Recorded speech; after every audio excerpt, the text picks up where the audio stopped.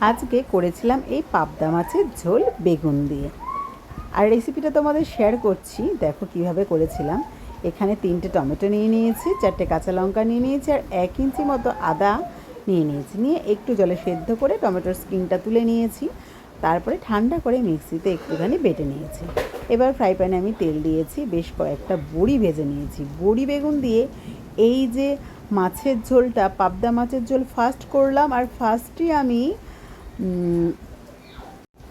গাঙ্গুলিদার একটা রান্নাতে দেখেছি, দেখে আমার এত ভালো লেগেছে, আমি কিন্তু ট্রাই করে ফেলেছি। সত্যি দুর্দান্ত রেসিপি। বড়িটা ভাজা হয়ে গেলে ওই তেলেই আমি বেগুনগুলো এরকম সরু সরু করে কেটে নিয়েছিলাম, নিয়ে ভেজে নিয়েছি একটু লবণ দিয়ে।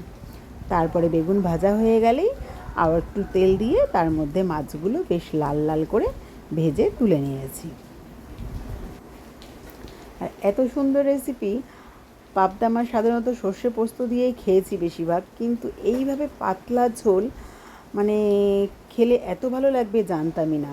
গরমে এই ঝাল খাওয়াটা খুবই উপকার, তার জন্য কিন্তু গাঙ্গুলিদা এই রেসিপিটা হয়তো দিয়েছে। তো দেখে করেই ফেললাম। জাস্ট বন্ধুরা দারুণ দারুণ হয়েছে। আমার রেসিপিটা যারা যারা দেখছো আমার বন্ধুরা, তারাও কিন্তু একবার ট্রাই করবে এইভাবে এই রেসিপিটা। খেয়ে হাত চাটবেই চাটবে। তুমি রান্না করলে তোমার বর, বাড়ির লোক, শ্বশুর শাশুড়ি সবাই তোমার প্রশংসায় একদম পঞ্চমুখ হয়ে যাবে দেখবে। আর যখনই বাড়িতে দাদাভাইরা পাবদা মাছ নিয়ে আসবে, সবসময় এইভাবেই রেসিপিটা করতে বলবে। এতটাই সুন্দর হয়েছিল রেসিপিটা। মাছ ভাজার তেলে অল্প একটু কালো জিরে ফোড়ন দিলাম, আর তারপরে বেটে রাখা আদা, টমেটো আর লঙ্কার পেস্টটা দিয়ে দিলাম। দিয়ে আমি 1/2 চামচ মতো জিরে অ্যাড করেছিলাম।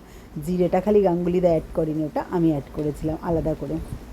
তারপরে বেশ ভালো করে কষবো। কষার পরে এরকম তেল বেরিয়ে গেলে তারপরে দিয়ে দেবো পরিমাণ মতো জল।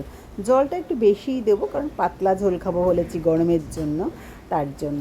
আর তারপরে ঝোলটা ফুটে গেলে মাছগুলো দিয়ে দেবো, সাথে সাথে বড়িটা আর বেগুন ভাজাটাও দিয়ে দেবো। ব্যাস 2 মিনিট একটু ঢাকনা চাপা দিয়ে নাবিয়ে নিলেই একদম পাবদা মাছের টেস্টি টেস্টি ঝোল বন্ধুরা রেডি। তো অতি অবশ্যই রেসিপিটা কেমন লাগলো জানাতে ভুলো না। আবার চলে আসবো এরকম অন্য কোনো নতুন ভিডিও নিয়ে। ততদিন সবাই খুব ভালো থেকো আর সুস্থ থেকো। চলো টাটা।